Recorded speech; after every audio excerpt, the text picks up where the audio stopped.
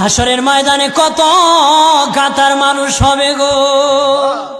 নবী বলেন আয়েশা, হাসরের ময়দানে মানুষ 120 কাতার মানুষ হবে। কয় কাতার?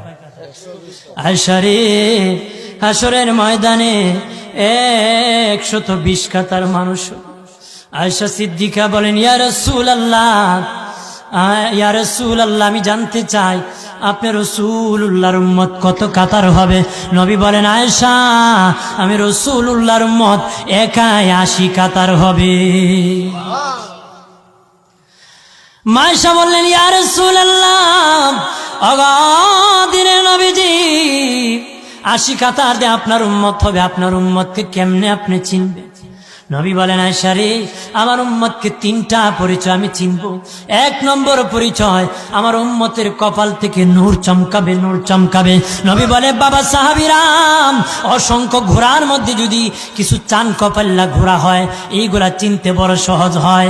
চান কপাল্লা ঘোড়া চিনতে বড় সহজ হয়। হাসরের ময়দানে আমার 1 প্রকার উম্মত চান কপাল্লা হবে, কপাল থেকে নূর চমকাবে, নূর চমকাবে।